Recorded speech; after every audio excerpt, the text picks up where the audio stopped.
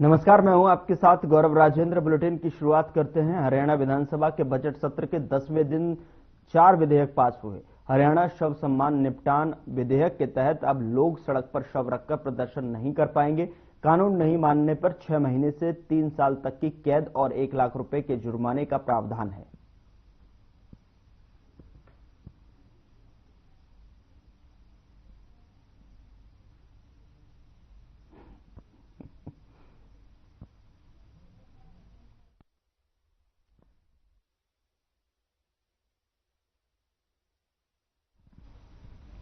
हरियाणा के ऊर्जा, परिवहन एवं श्रम मंत्री अनिल विज ने विधानसभा में चल रहे बजट सत्र के दौरान सीएम, विधानसभा के सभी सदस्यों और मीडिया के साथियों से अनुरोध करते हुए कहा कि वे एक दिन अंबाला में बनाए जा रहे आजादी की पहली लड़ाई के शहीद स्मारक को देखें। हम एशिया का सबसे बड़ा शहीद स्मारक बना रहे हैं। विज ने यह अनुरोध विधानसभा में बजट सत्र के दौरान शहीद स्मारक से संबंधित चल रहे प्रश्न को लेकर किया और इस स्मारक पर 550 करोड़ रुपए से ज्यादा की राशि खर्च की जा रही है, जो कि एशिया का सबसे बड़ा स्मारक होगा।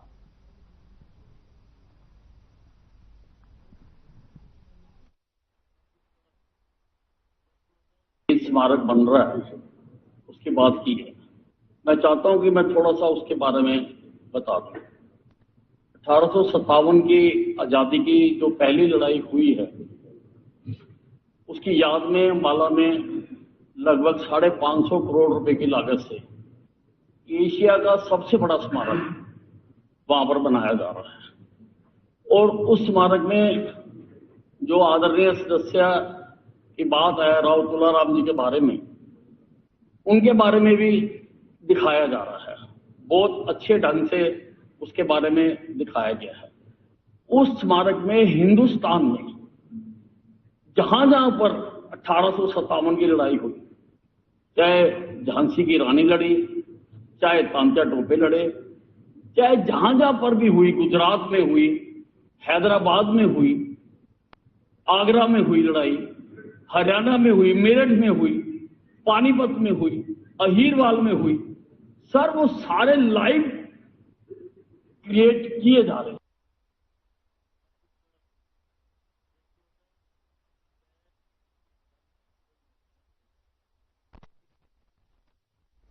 चंडीगढ़ के पूर्व सीएम एवं कांग्रेस विधायक भूपेंद्र सिंह हुड्डा ने ट्रैवल एजेंट को लेकर कहा कि सरकार बाद में इस बिल में संशोधन कर देगी। जिस तरह से युवाओं को डिपोर्ट किया गया था वह गलत है, हम इसका विरोध करते हैं। वहीं डिप्टी स्पीकर कृष्णलाल मिड्ढा ने कहा कि अनिल विज और भूपेंद्र हुड्डा दोनों परम मित्र हैं, इसलिए हुड्डा ने अपने कानों में जो है अंगुली दे दी है और विपक्ष के साथियों ने जो बात कही है वह गलत है। जल्दबाजी में कोई बिल नहीं पास किया गया। रघुवीर कादियान ने मांग रखी है कि विधायी कार्य पहले करवाए जाएं।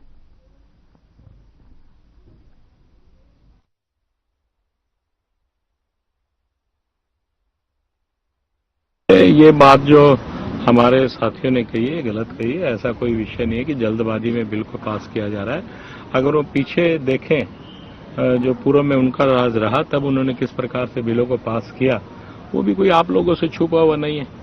तो यहाँ तो फिर भी कुछ शालीनता से और सभ्यता से बिलों को पास किया जा रहा है। तब जैसा होता था वो सब आपको मालूम है। देखिए, उन्होंने अपनी मांग रखी है। अगर ये उनका भी, उनके समय की भी बात है, तब भी तो ये सब चीजें की जा सकती थी। लेकिन चलो, उन्होंने मांग की है तो उसे पूरा करने का हम प्रयास करेंगे। आप देख रहे हैं कि जब से भारतीय जनता पार्टी की सरकार बनी है तब से कुछ ना कुछ नया किया जा रहा है।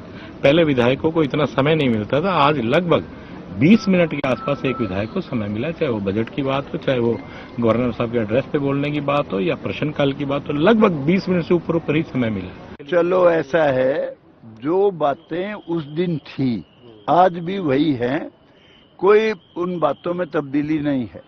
जैसा था उस दिन का वातावरण ऐसा ही आज भी है। कोई बात उसके बाद हुई नहीं।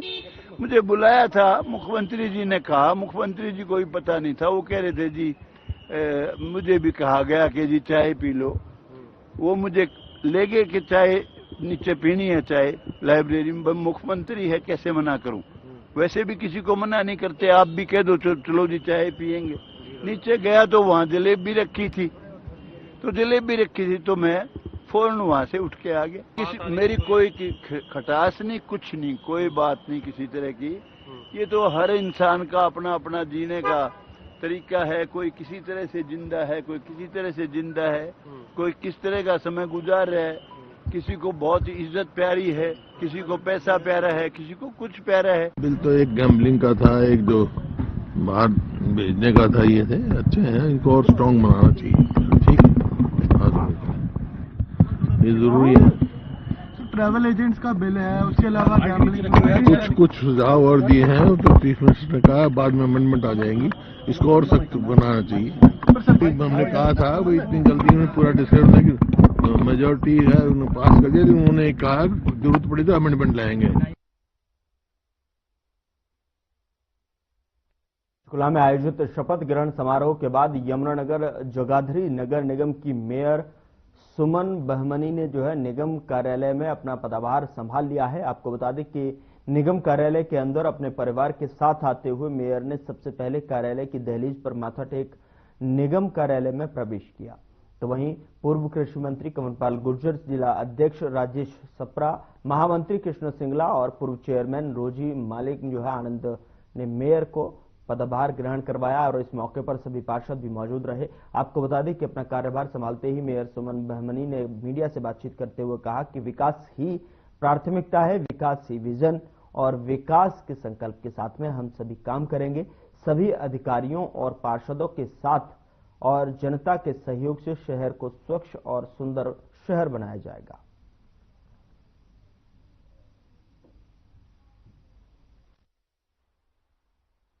प्रेम तो जनता का बहुत जबरदस्त है, सभी एकजुट होकर, क्योंकि जो भारतीय जनता पार्टी की नीतियां हैं उन नीतियों के अकॉर्डिंग जो है मैं कार्य करूंगी और बहुत बेहतर नीतियां उसी हिसाब से लोगों का प्रेम प्यार भी बना हुआ है। तो लोगों से आपसी सहयोग बहुत जबरदस्त है और जनता की हित के लिए केवल विकास का ही कार्य करूंगी। विकास से संबंधित जितने भी कार्य होंगे उनके अंदर हम सभी मिलकर, सभी पार्षद और मैं और हमारे विधायक सभी मिलकर बेहतर से बेहतर कार्य करेंगे। जो है एक टीम का गठन करके हर एक वार्ड के अंदर स्वच्छता अभियान चलाया जाएगा, जिसमें स्वच्छता से संबंधित हर व्यक्ति को जागरूक करने की कोशिश। उधर फरीदाबाद नगर निगम की वेबसाइट में तकनीकी खराबी आने के कारण पिछले 5 दिनों से प्रॉपर्टी आईडी नहीं बन पा रही है, जिसको लेकर लोगों में काफी परेशानी का सामना करना पड़ रहा है। ऑनलाइन पोर्टल ठप होने की वजह से लोग न तो कोई प्रॉपर्टी आईडी जनरेट कर पा रहे हैं और न ही अपना प्रॉपर्टी टैक्स जमा कर पा रहे हैं। नगर निगम के अधिकारियों के मुताबिक यह समस्या केवल फरीदाबाद तक सीमित नहीं है बल्कि पूरे हरियाणा में है। बता दें कि बल्लभगढ़ नगर निगम की जनरल टैक्सेशन ऑफिसर दीपा पब्बी ने बताया कि इस तकनीकी दिक्कत चंडीगढ़ से है और तकनीकी टीम समस्या को ठीक करने में जुटी हुई है और जल्द ही पोर्टल को दोबारा चालू कर दिया जाएगा।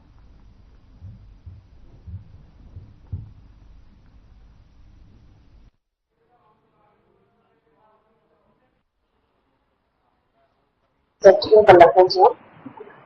निवासियों से अपील है कि जो प्रॉपर्टी आईडीज की जो हमारा ऑनलाइन प्रोसेस चलता है कुछ दिनों से बहुत स्लो चल रहा है, साइट बिल्कुल बंद पड़ेगी।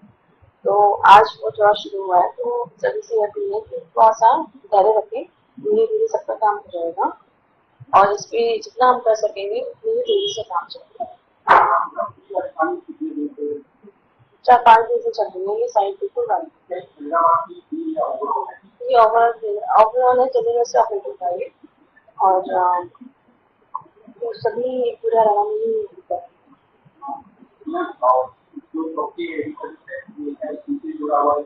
जी बिल्कुल बिल्कुल, हमारे पास काफी टैक्स जमा करने के लिए भी लोग आ रहे हैं, बट ये ओटीपी ना आने वजह से साइट बंद होने की वजह से वो अपना पैसा नहीं जमा।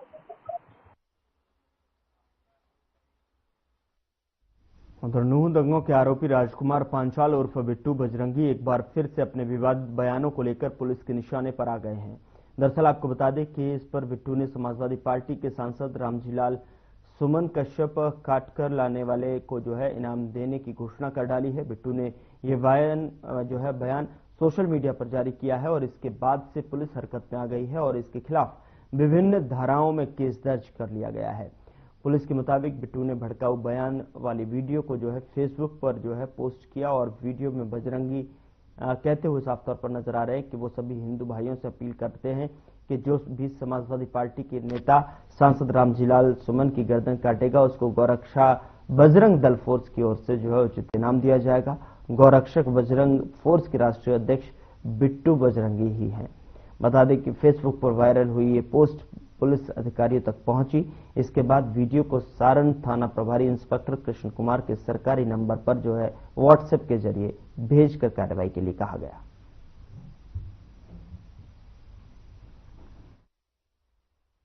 ये 24 मार्च को हमारे संज्ञान में ये बिट्टू बजरंगी का बयान आया। इसमें इन्होंने एक सांसद हैं रामजीलाल उनका सर काटने की उसमें वो भड़का रहे हैं, भड़काऊ पोस्ट इन्होंने डाली है। इसमें हमने संज्ञान लेके बीएनएसएस की 196(1) और 299 जो भारतीय न्याय संहिता की धारा में हमने एफआईआर दर्ज की है और जल्द ही इस पर एक्शन भी हो रहा है और इसमें जो भी उचित कार्रवाई है वो की जाएगी। किसी भी धर्म या जाति के किसी भी सदस्य को ये अलाउ नहीं किया जाएगा कि वो इस तरह का भड़काऊ पोस्ट सोशल मीडिया पे दे या किसी दूसरे कास्ट या रिलीजन के ऊपर इस तरह की टिप्पणी करे। जब तक जिएंगे देश धर्म और समाज की अपने पूर्वजों की आवाज उठाएंगे। जो भी व्यक्ति कोई भी हो जो हमारे पूर्वजों के बारे में गलत बोलेगा हम उसके खिलाफ आवाज उठाएंगे और कार्रवाई भी करवाएंगे। उसको माफी मांगनी चाहिए जो उसने बयान दिया है, तो हिंदू समाज चुप बैठ जाएगा। नहीं तो जगह जगह धरने प्रदर्शन भी हो रहे हैं। अभी राजस्थान में पूरी चल रही है हमारी बात सभी संगठनों से। देश के तमाम जो अपने आप को देशभक्त समझते हैं अपने आप को, हम सारे एक होकर बातें कर रहे हैं। वो मैं आपको मीडिया में नहीं बताऊंगा, लेकिन अगर उसने माफी नहीं मांगी तो प्रोग्राम चलता रहेगा। ये 24 मार्च को हमारे संज्ञान में ये बिट्टू बजरंगी का बयान आया। इसमें इन्होंने एक सांसद हैं रामजीलाल उनका सर काटने की उसमें वो भड़का रहे हैं, भड़काऊ पोस्ट इन्होंने डाली है। इसमें हमने संज्ञान लेके बीएनएसएस की 196(1) और 299 जो भारतीय न्याय संहिता की धारा में हमने एफआईआर दर्ज की है और जल्द ही इस पर एक्शन भी हो रहा है और इसमें जो भी उचित कार्रवाई है वो की जाएगी। किसी भी धर्म या जाति के किसी भी सदस्य को ये अलाउ नहीं किया जाएगा कि वो इस तरह का भड़काऊ पोस्ट सोशल मीडिया पे दे या किसी दूसरे कास्ट या रिलीजन के ऊपर इस तरह की टिप्पणी करे।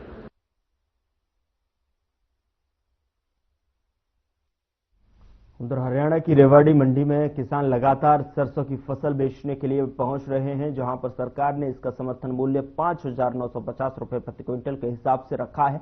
तो वहीं दूसरी ओर मार्केट कमेटी की ओर से मंडी में आने वाले किसानों के लिए खाने पीने, बैठने और रात्रि विश्राम के लिए पर्याप्त व्यवस्थाएं भी की हैं, जिसे देखकर जिले का किसान काफी खुश नजर आ रहा है। और इसी कड़ी में बावल में 2300 क्विंटल और रेवाड़ी में 23,000 क्विंटल की सरकारी खरीद हो चुकी है। बावल में हरियाणा वेयर हाउस तो रेवाड़ी में हैफेड सरसों की खरीद कर रहा है। बारिश से फसल को जो बचाने के लिए पर्याप्त टीन शेड की व्यवस्था भी की गई है ताकि किसानों की फसल खराब न हो।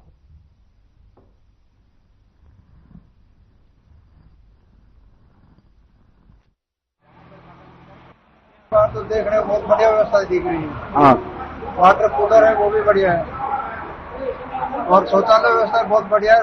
टोल के ऊपर बहुत बढ़िया काम कर रहा है। अच्छा, जबकि कोई लाइन का बिना खड़े नहीं जाता। अब किसी प्रकार की कोई अब की बार कोई दिक्कत नहीं, ज्यादा कोई हर साल कुछ न कुछ सुविधा दे रहे हैं। अब की बार जो समर्थन मूल्य है वो 5950 रुपए रखा गया। की व्यवस्थाएं अब की दफा पिछली बार से बहुत बेहतर है। पानी पीने के लिए वाटर कूलर है, खाने के लिए कैंटीन की फैसिलिटीज है और समर्थन मूल्य 5950 रुपए जा रहा है। कोई लाइन वगैरह नहीं, धुलाई की अच्छी व्यवस्था है, तीन साइड अच्छा है, यहाँ डालने के लिए बहुत अच्छी व्यवस्था है, कोई किसी टाइप की कमी नहीं। खुश हैं आप? हाँ, बहुत बढ़िया, हम बहुत खुश हैं। पिछले साल से ज्यादा बेहतर व्यवस्था है। जो लंबी लाइन पिछले साल लगती थी वो अब की बार नहीं है इधर, और तो शहर में जो जाम की व्यवस्था होती थी उससे भी छुटकारा मिल गया है। प्रशासन पूरा सहयोग कर रहा है और इसमें मंडी में जो पानी की व्यवस्था थी या खाने की थी, लेकिन शौचालय की जो सफाई की व्यवस्था थी वो अब की बार बेहतर है। समर्थन मूल्य पर हम बहुत किसान खुश हैं। 59 रुपए और 48 घंटे में पेमेंट आने का भी सरकार वादा कर रही है कि किसानों को पेमेंट 48 घंटे में अदा कर दी जाएगी। तो किसी प्रकार की दिक्कत तो नहीं है? दिक्कत नहीं है अभी तक जी। बावल में तो 2300 क्विंटल के लगभग खरीद हो चुकी है, जो कि हरियाणा वेयर हाउस कॉर्पोरेशन के द्वारा खरीद की जा रही है। और रेवाड़ी मंडी में जो है वो 23,500 क्विंटल की अभी तक खरीद हो चुकी है, जो कि हैफेड जो है सोसाइटी के माध्यम से परचेज कर रही है। मंडी के अंदर हमारे पास 3 करोड़ शेड है और जिनमें काफी क्षमता है। तो जो भी किसान आ रहे हैं तो सारा जो है वो करोड़ शेड के नीचे अपनी डेयरी कर रहे हैं और उठान 90% जो है वो उठान हो रहा है। तो किसी प्रकार की कोई दिक्कत किसान को नहीं आने देंगे।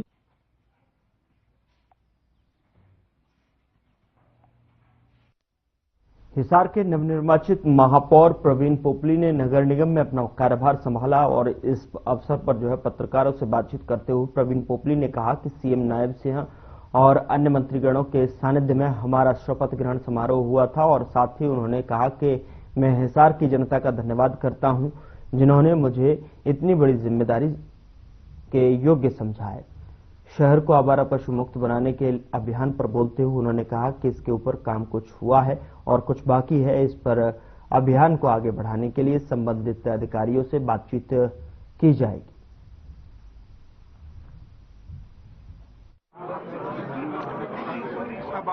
हिसार शहर के निवासियों के सहयोग से जो पिछले दिनों मुझे बहुमत प्रचंड वोट दिलाकर और जो मेयर महापौर के लिए जो जिम्मेवारी शहर की जनता ने मुझे दी, आज उसी कड़ी में शपथ ग्रहण समारोह पंचकुला में आदरणीय मुख्यमंत्री जी, आदरणीय विपुल गोयल जी और अन्य मंत्रिमंडल और विधायक साहिबान के सानिध्य में वहां पर हमें शपथ ग्रहण का अवसर मिला। हमारे पूरे साथियों की टीम, पूरे पार्षदों की टीम वहां पर थी।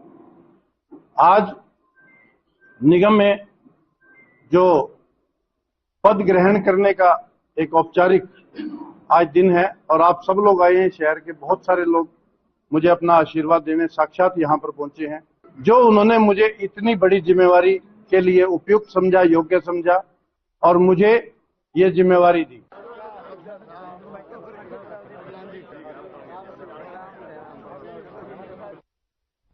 तो दक्षिण हरियाणा के महेंद्रगढ़ जिले में सिंचाई विभाग करोड़ों रुपए लगाकर नई योजनाओं और नहर परियोजनाओं पर काम करने में लगा हुआ है। आपको बता दें कि लेकिन पुराने प्रोजेक्ट्स की हालत देखकर लगता है कि रखरखाव और जल आपूर्ति की उचित व्यवस्था न होने के कारण ये केवल कागजों पर ही सफल रहे हैं।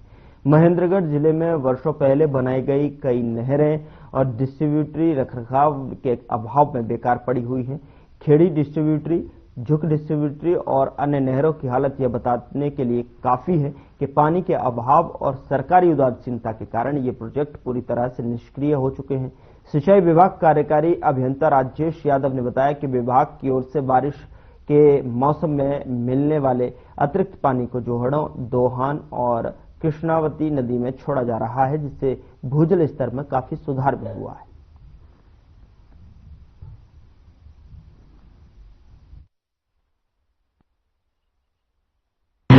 लगभग 12 करोड़ का प्रोजेक्ट है और MC5 और MB1 के बीच में बरसात के दिनों में हमारे पास पानी ज्यादा होता है। उस टाइम पर इस पानी को जो ड्राई बेल्ट है इधर, इसमें 5 किलोमीटर लगभग पाइपलाइन बिछाती है, इस एरिया में लगाएंगे ताकि पानी की कमी को दूर किया जा सके, रिचार्ज किया जा सके, ताकि वाटर लेवल ऊपर आ सके और पानी की गुणवत्ता में सुधार हो सके। ये जो नहर है, हाँ। इसमें कब पानी आया था? हमें 5-4 साल होगी। 5-4 साल होगी। 5-4 साल पहले एक दिन एक रात चालू तो ये छापर जोड़ भरा गया था। हाँ, छापर जोड़ भरे हो गए तो उसके बाद इसमें ना कोई पानी नहीं आया। तो छटिया करके आई साली तो छटिया भी 2-3 साल होगी। अच्छा, साफ सफाई नहीं है? साफ सफाई नहीं हुई तो 2-3 साल होगी। सफाई हुआ अभी नहीं, सफाई तो आया करती तुम, पानी नहीं आया करता। वैसे नहर तो सही है ना ये? हाँ, नहर सही से है।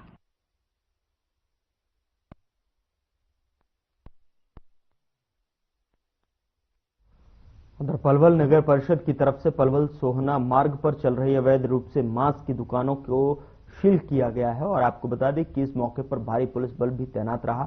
हालांकि इस कार्रवाई के दौरान नगर परिषद के आला अधिकारियों को विरोध का भी सामना करना पड़ा, लेकिन बावजूद उसके उनकी यह कार्रवाई जारी रही। बता दें कि नगर परिषद के बिना अनुमति के पलवल शहर में विभिन्न स्थानों पर खुलेआम मांस की बिक्री हो रही है, जिसको लेकर स्थानीय लोगों में वर्षों से भारी रोष है। खुलेआम हो रही मांस की बिक्री पर रोक लगाने के लिए लोग कई बार नगर परिषद के आला अधिकारियों से लेकर प्रशासनिक अधिकारियों और नेता तक गुहार लगा चुके हैं, लेकिन बावजूद इसके खुलेआम मांस की बिक्री ज्यों की त्यों जारी है। इतना ही नहीं, सालों पहले मांस विक्रेताओं की सुविधा के लिए रसूलपुर रोड रेलवे लाइन के पास बिजली पानी आदि सुविधाओं से युक्त स्लॉटर हाउस बनाकर इन दुकानदारों को आवंटित किया गया था। कुछ दुकानदारों ने स्लॉटर हाउस में दुकानें तो ले ली, लेकिन अपनी दुकानें आबादी क्षेत्र से शिफ्ट नहीं की, जिसके बाद ये कार्रवाई की गई।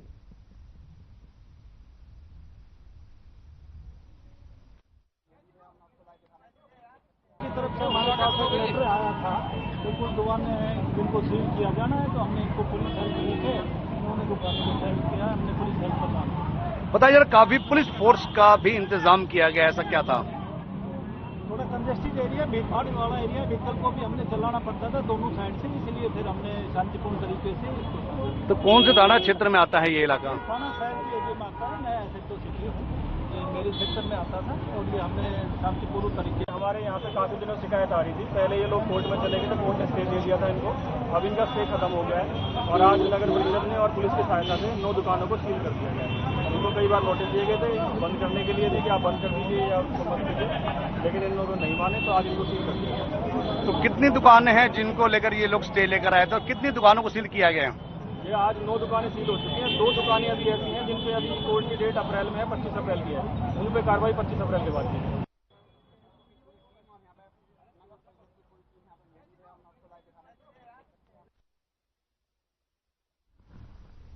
तो अधिकारियों के सामने ये तो अवैध मांस की दुकानें सील करने की कार्रवाई यहां पर पलवल में देखने को मिली है, जो कि लंबे समय से खुलेआम सड़कों पर मांस की बिक्री हो रही थी, जिसको लेकर स्थानीय लोगों की तरफ से बार बार अधिकारी और पार्षदों, नेता, विधायकों तक इसकी शिकायत की गई थी। हालांकि तब से लगातार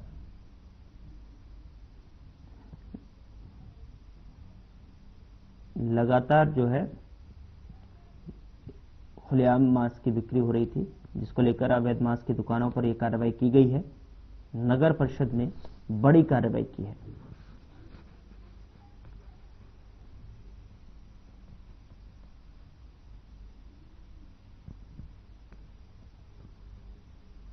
तो अधिकारियों के सामने विरोध किया गया, विरोध का भी सामना यहां पर अधिकारियों को करना पड़ा।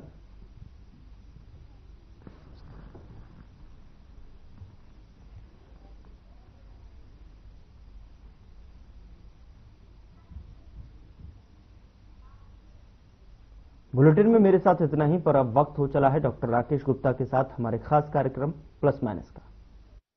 नमस्कार दोस्तों,